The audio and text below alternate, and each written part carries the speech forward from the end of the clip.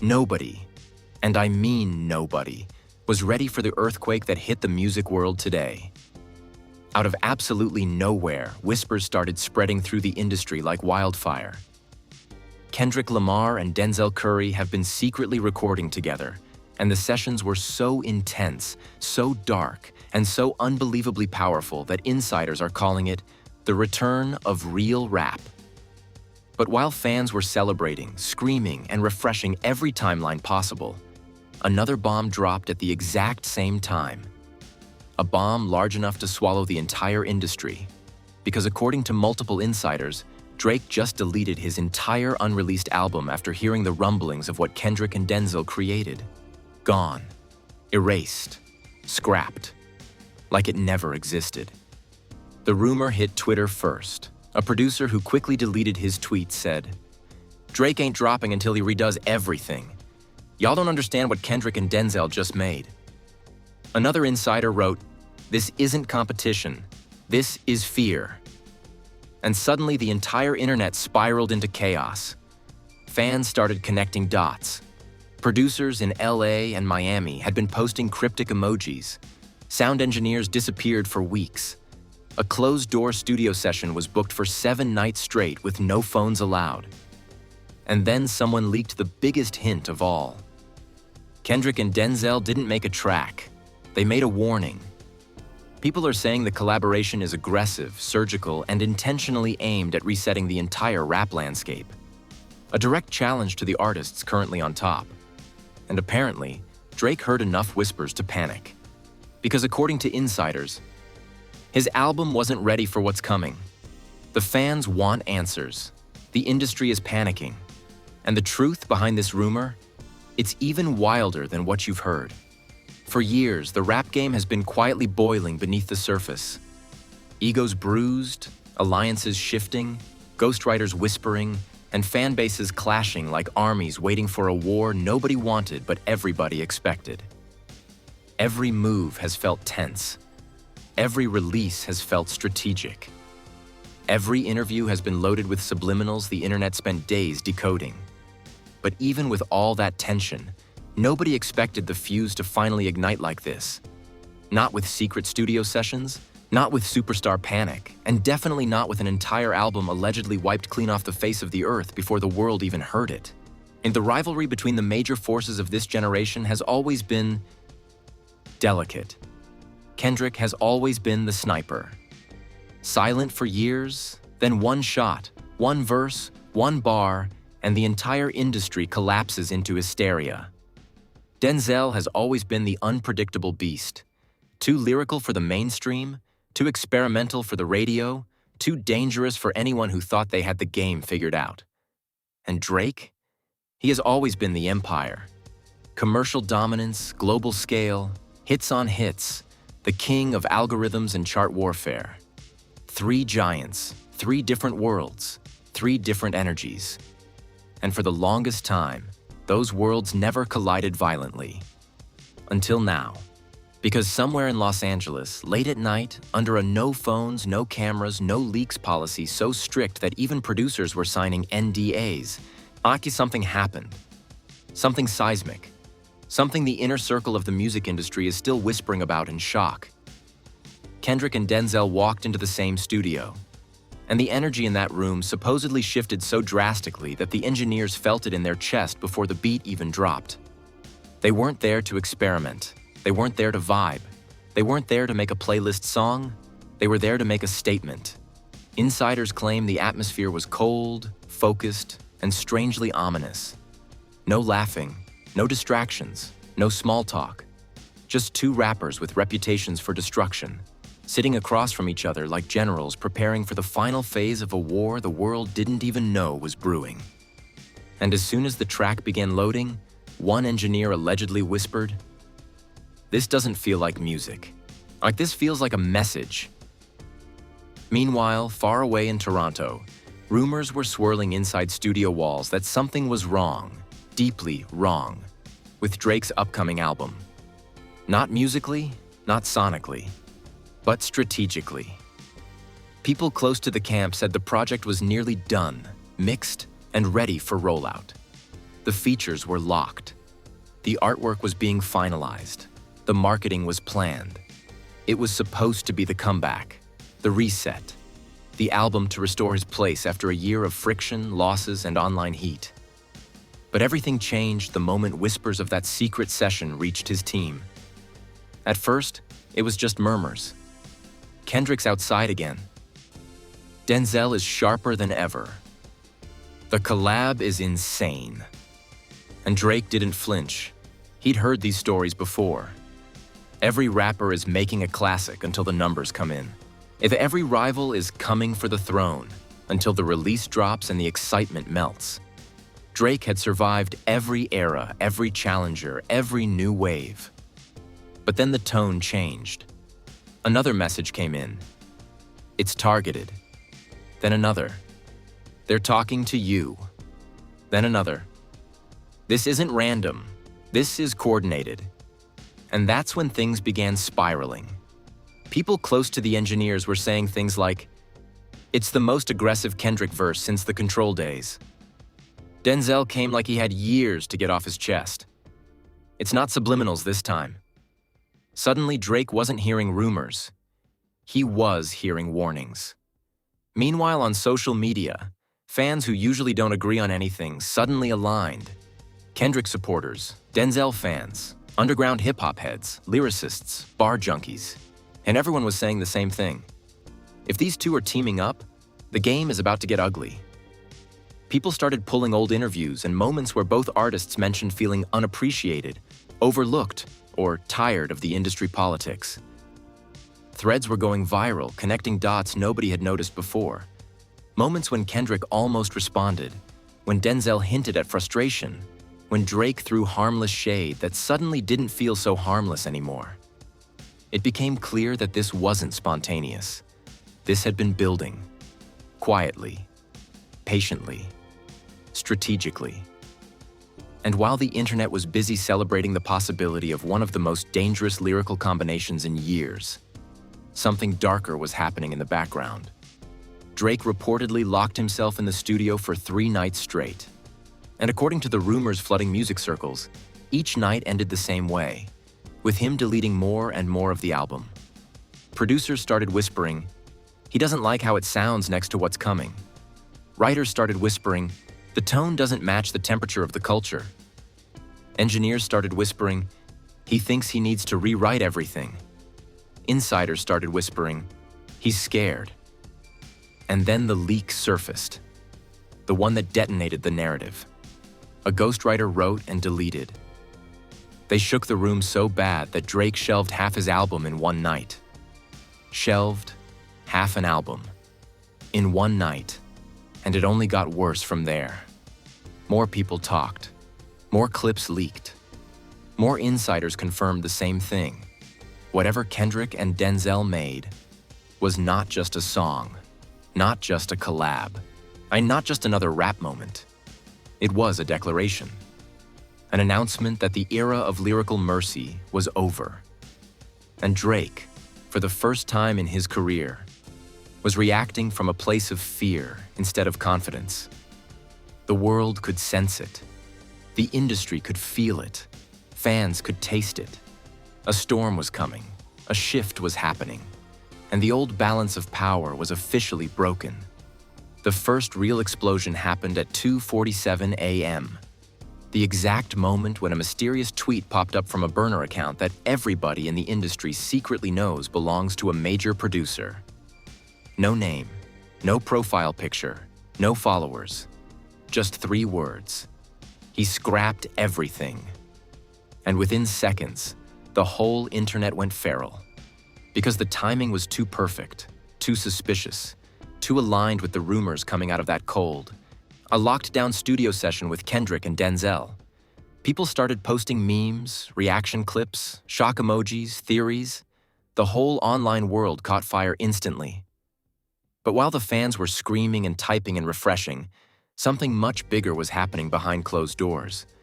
Drake wasn't sleeping. He wasn't ignoring the noise. He wasn't brushing off the rumors. He was in a studio chair with his head in his hands, listening to something nobody else had heard yet. a leaked reference track of the Kendrick x Denzel collab. Not the full song, not the official mix, not even finished vocals. Just a raw reference, passed through the industry pipeline like contraband. And according to those who were present, the moment the beat dropped, Drake lifted his head slowly, like he felt a shift in the atmosphere, or the type of shift you don't ignore. The type of shift that tells you your throne is in danger.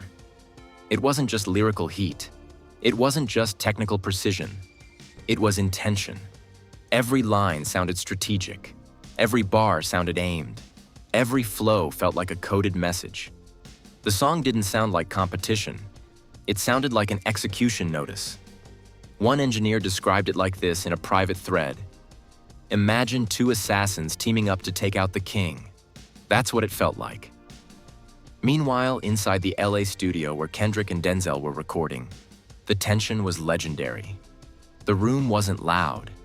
Nobody was laughing. Nobody was vibing. It was quiet. The kind of tense, surgical quiet that happens when two men know they're not just making music, they're making history. And Denzel reportedly delivered a verse so aggressive that one of the producers had to step out of the room, pacing the hallway whispering, "Nah, this is different. This is dangerous." But the first real twist didn't come from Kendrick. It didn't come from Denzel, and it definitely didn't come from Drake. It came from a third voice that nobody expected. Because halfway through the session, a new file was loaded.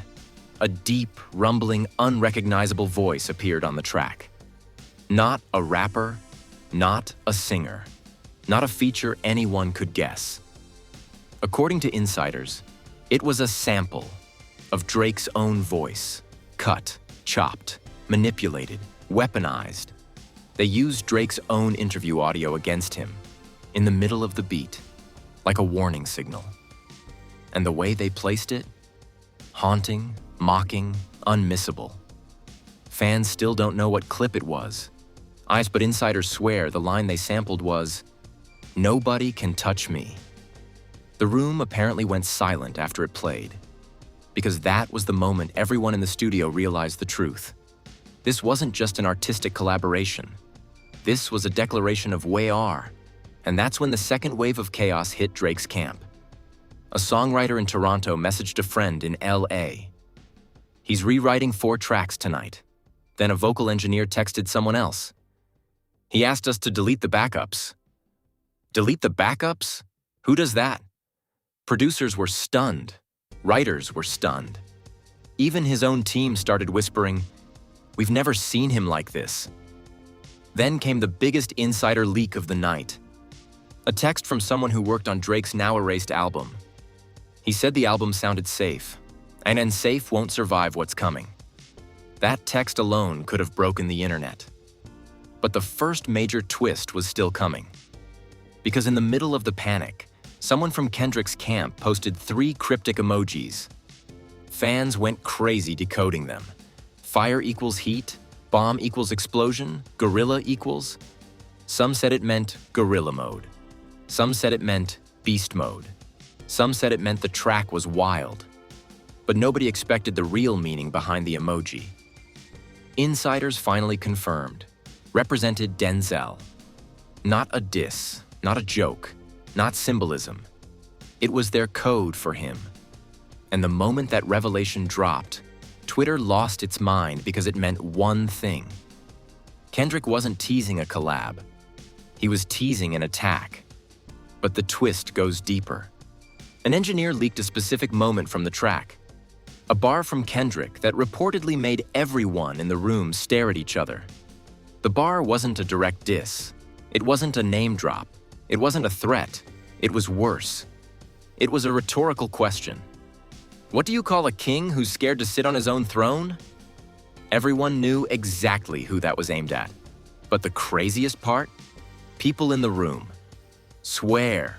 Kendrick said the line casually, almost like he wasn't even thinking about Drake. He was thinking about the culture. And that's when the internet started theorizing. This collab isn't just music. It's a cultural reset, a purge, a warning shot at every big-name rapper who got comfortable. But the first twist hasn't even hit its peak yet. Because deep in the conversation rooms of Reddit, Discord, and private hip-hop forums, another rumor emerged. Not only did Drake delete his album, he allegedly reached out to two major producers to help rebuild it. One refused. One said, "Let's talk Monday." The refusal, that's the twist.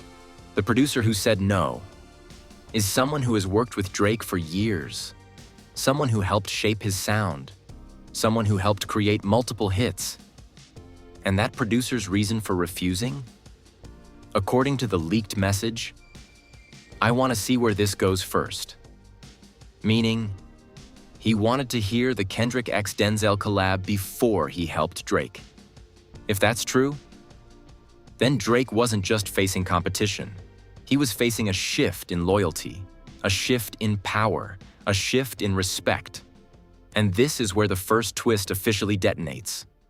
A third, secret diss track exists, recorded during the same session, and it does not feature Kendrick or Denzel. A ghostwriter leaked it. Another rapper was in the building. A rapper with a reputation for chaos. A rapper who loves beef. A rapper who has nothing to lose. And that rapper allegedly recorded a nuclear verse, aimed at Drake. The world doesn't know his name yet. Nobody knows who he is. The verse is still hidden, unreleased, unconfirmed. But insiders swear this mystery feature said, "If a king bleeds, I'm taking the crown." And just like that, the war stopped being between two artists. It became a trap waiting for Drake to respond. The chaos surrounding the Kendrick-Denzel collab was already spiraling out of control when the second wave of industry panic hit. This time from people who normally never speak, never leak, never react. Quiet executives, silent investors, old-school producers who hate social media, engineers whose entire careers depend on staying invisible. These were the people suddenly sliding into group chats, locking their Twitter accounts, and warning their friends to watch the next 48 hours. Something big was coming.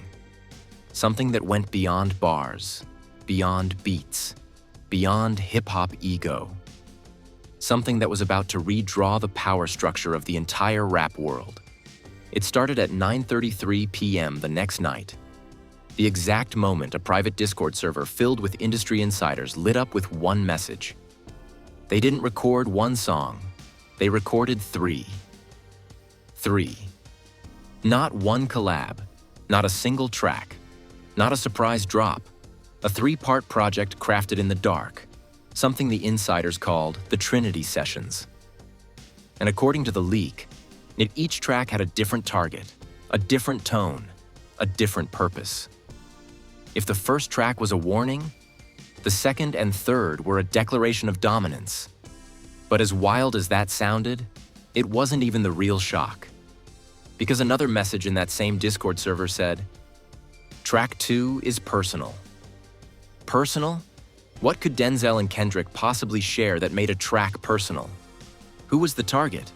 Why was there emotion involved? Fans immediately began theorizing.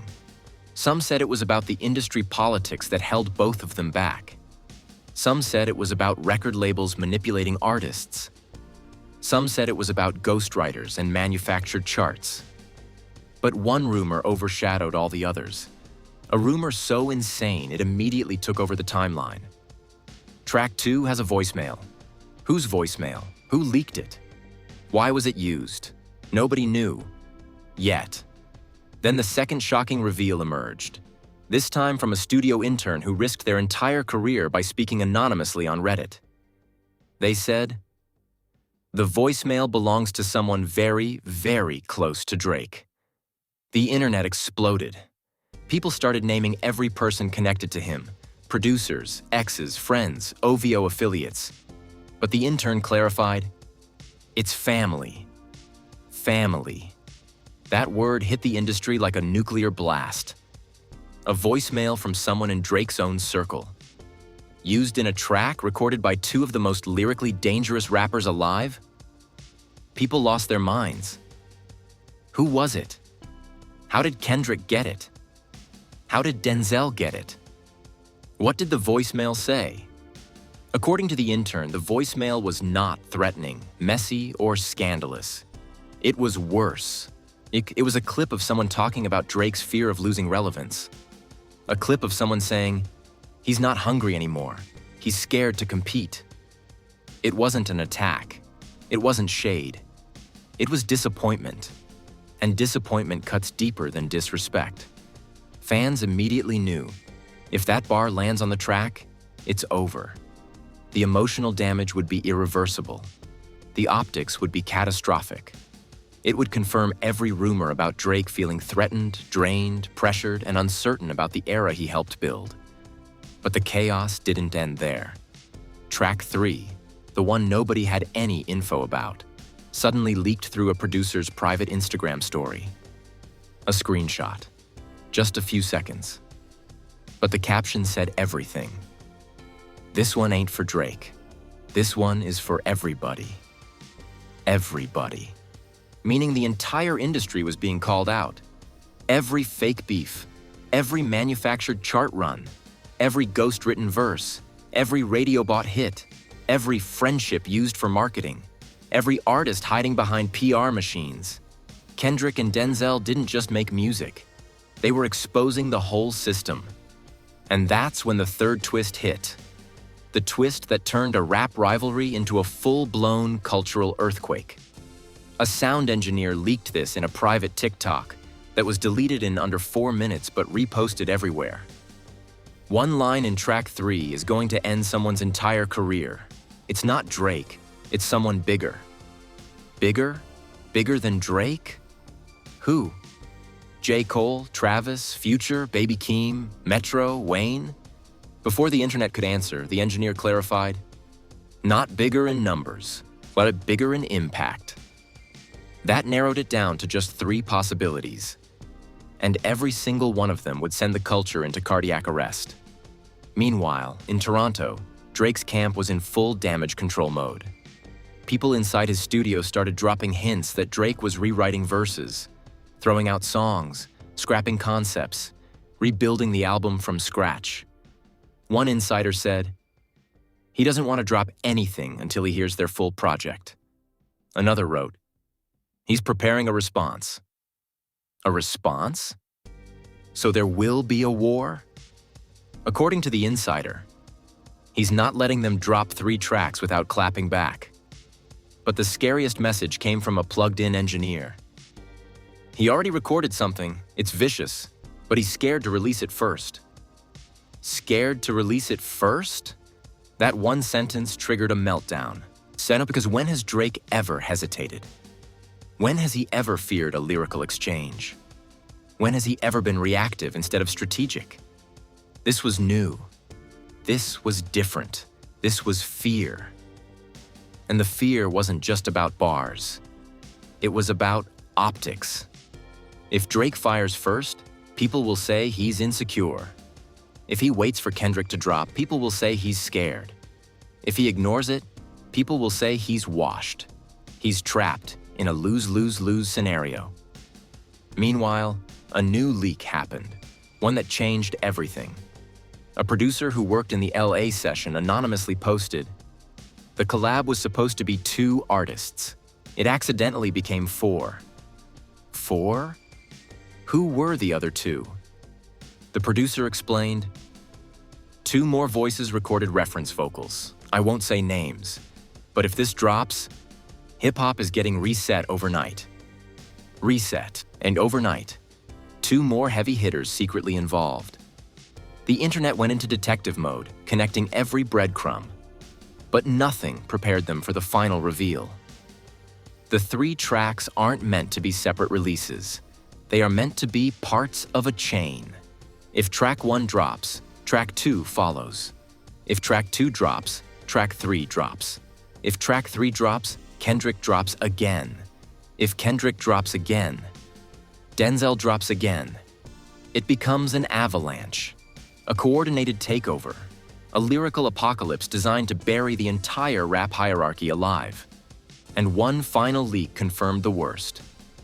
Drake has heard all 3. And he knows exactly which line ends his album rollout completely. The second, the rumors of the 3-track Trinity sessions hit the internet. The music world didn't just panic, it collapsed. This wasn't normal hype. This wasn't fan speculation. This wasn't, maybe something is coming. No, this was full-blown cultural hysteria, the type of meltdown that only happens when the entire industry senses a shift in power so violent that everyone scrambles to secure their spot before the tidal wave hits. It started when a major Spotify curator tweeted a single cryptic line: "The game is about to change forever." He didn't mention names. He didn't specify artists. He didn't hint at a date. But everybody knew what he was talking about. Within minutes, Twitter spaces filled with thousands of fans arguing about whether the Kendrick Denzel project was real, whether Drake actually deleted his entire album, and whether hip-hop was about to explode like it did after the Control verse. Producers, engineers, bloggers, and anonymous label interns were jumping into conversations, dropping hints, fanning flames, denying nothing. One engineer said, "If these tracks drop, you're gonna see artists go silent for months." A famous DJ added, "Y'all don't understand. This is competitive rap at its highest form. This is dangerous." But the wildest reactions came from artists. Rappers who normally keep quiet suddenly started liking shady tweets. Up-and-coming lyricists began posting cryptic bars.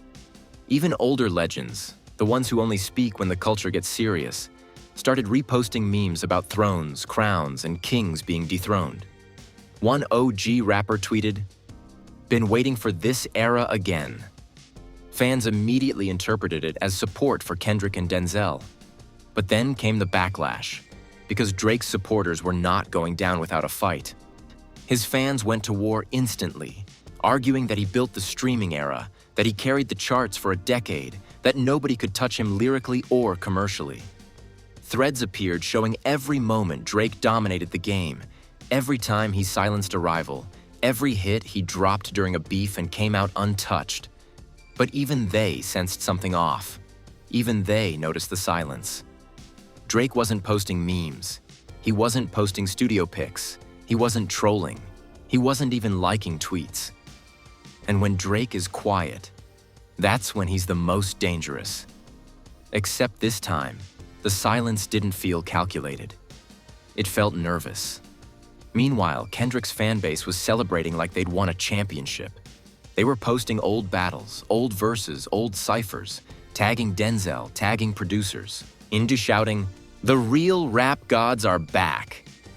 People began calling this the lyricist apocalypse. Playlists started updating prematurely. Bloggers began writing end-of-an-era headlines before anything even dropped. But the industry reactions were the most shocking. A well-known A&R posted, "Labels are pausing releases until the smoke clears." Another exec said, "Nobody wants to drop near this, not even pop stars." Rumors spread that 2 artists quietly pushed back their album dates after hearing what the Trinity session might contain. Studios reportedly began preparing for a chaotic quarter as artists scrambled to rewrite verses, change release strategies, or avoid dropping entirely. Because this wasn't just competition, this was strategic annihilation. Producers across LA and Miami were suddenly acting weirdly quiet online, posting subtle emojis like while refusing to answer DMs. Engineers were tweeting things like, "This week might get me fired." But then came the reaction that set the internet on fire. Commentary from rappers outside the Drake-Kendrick orbit. Underground MCs, lyrical monsters, battle rappers. They all started resurfacing, hyping the moment like predators smelling blood in the water. One underground rapper tweeted, "If Drake responds weak, he's done." Another wrote, "Bars are back. Auto-tune rappers are shaking." And then a rising female rapper posted a TikTok saying, "If that voicemail leak is real, it's over." That clip went viral instantly. Everyone wanted to know who leaked the voicemail. Everyone wanted to know whose voice it was. Everyone wanted to know what Kendrick and Denzel were really planning. But then the biggest reaction came from the industry's inner circle. The producers, managers, and executives who knew the truth before anybody else. A major producer DM'd a blogger. Kendrick didn't come to play. Denzel is angry, and Drake knows it. Another insider said, "This is the first time the industry has collectively agreed. Drake is actually in danger." Meanwhile, fans noticed something else. Something subtle but terrifying. Drake's entire OVO camp went dead silent. No jokes, no hype, no comments, no reassurance. Silence.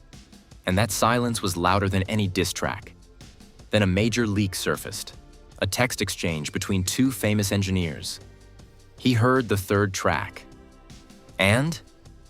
He said he feels targeted even when they didn't name him. The internet erupted. Because that's the worst type of diss. One that cuts without naming you. One that kills your confidence silently. One that makes you question every bar. One that forces you to respond, even though nobody said your name. Drake fans didn't know how to defend him. Kendrick fans were foaming at the mouth. Denzel fans were screaming for blood. Hip-hop culture was vibrating like it hadn't in years. Academics dropped a cryptic comment. "This might be the biggest rap moment since Ether." Joe Budden said on his podcast, "If the rumors are real, Drake's camp should be terrified." Charlemagne said, "Drake always wins, except when Kendrick is involved." But the final reaction, the one that blew everything off the map, came from a quiet source, a legendary producer who rarely speaks publicly. He posted one line on Instagram. Two men walked into that studio, but they came out with a plan to end an era. And he wasn't talking about Denzel, because according to insiders, a third heavyweight, a legend, has already heard the tracks. And he allegedly said the same thing. Drop it. The culture needs this reset. The industry was already trembling. Fans were already panicking. Drake's team was already scrambling. Kendrick's camp was already glowing with quiet confidence. Denzel was already being hailed as the new executioner of the decade. But none of that, absolutely none of it, prepared the world for what was about to leak next. Because while everyone was obsessing over the rumored 3-track Trinity sessions, arguing about the voicemail, decoding cryptic emojis, and waiting for Drake to make the first move, something else was happening behind the scenes. Something deeper. Something more dangerous. Something nobody expected. A 4th track exists. But this wasn't recorded in the same studio. Wasn't recorded on the same night. Wasn't part of the original plan. This 4th track, according to a producer who risked everything by speaking anonymously, was recorded after Kendrick and Denzel finished their session. After the tension reached a boiling point. After the voicemail leak. After Drake allegedly scrapped half his album. After the entire internet shifted into war mode. This 4th track was recorded by one man. And it wasn't Kendrick. It wasn't Denzel. It wasn't Drake. It wasn't the mystery feature. It was the man nobody ever expected to enter the battlefield. On a legend whose name hasn't been tied to rap beef in years. A legend who rarely speaks, rarely posts, rarely responds. A legend who has nothing to prove, yet somehow always ends up being the nuclear option when the culture gets too quiet. Word spread fast. The GOAT heard the Trinity sessions. The internet went insane trying to guess who. People threw out every name imaginable, but insiders said 5 words that narrowed everything instantly. He's older than all of them. Older than Drake, older than Kendrick, older than Denzel. A founding pillar, a pure lyricist, a technical assassin. People whispered, Nas? Others said, Jay-Z? Some said Andre 3000? A few whispered, Eminem? But then someone close to the leak added a terrifying clue. When he heard Kendrick's verse, he laughed. Not a happy laugh. Not a supportive laugh. Meant a scary laugh. The kind that says, "Oh, we're doing this again?" Whoever this legend was, he didn't record a verse out of anger, or fear, or pressure. He recorded a verse because he wanted to. Because he felt the itch. because he heard the culture shifting and decided, let me reset it properly. And according to The Insider, his verse wasn't aimed at Drake. It was aimed at everybody. A generational purge, a lyrical cleansing, a warning to the new wave, old wave, mid-wave, every wave. The engineer said, when he finished, the room went quiet. Nobody said a word. It was like witnessing a planet explode. But here comes the real twist. The part that sent shockwaves through every corner of the hip-hop universe. Drake found out about the fourth track before the public did. Not through social media, not through blogs, not through leaks. He heard it directly from someone inside the legend's camp. A mutual connection who called him personally, reportedly saying, if you drop anything now, you're walking into a firing squad. And that call, that one sentence, was enough to completely shake Drake's confidence. Because Drake wasn't just facing Kendrick. He wasn't just facing Denzel. He wasn't just facing the unknown mystery feature. He was facing a legend who rarely enters the ring. And when he does, entire eras collapse. That legend reportedly said one more chilling sentence. The kid gloves are off. Fans were in shambles when that leak hit Reddit. People were crying in voice chats. People were pacing their rooms. People were DMing each other in disbelief. Because for the first time ever, Drake was massively outnumbered, outgunned, outpositioned, and the culture wasn't backing him this time. Even worse, a final leak suggested that Kendrick, Denzel, and the mystery feature were prepared to release the Trinity sessions without warning. A midnight drop, a cultural ambush, a coordinated attack that would force Drake to respond instantly or risk looking defeated. The rumor said, if track 1 drops, all 4 tracks are coming within 72 hours. 72 hours, 3 days. 3 days that could end careers, reshape rankings, and shift the genre permanently.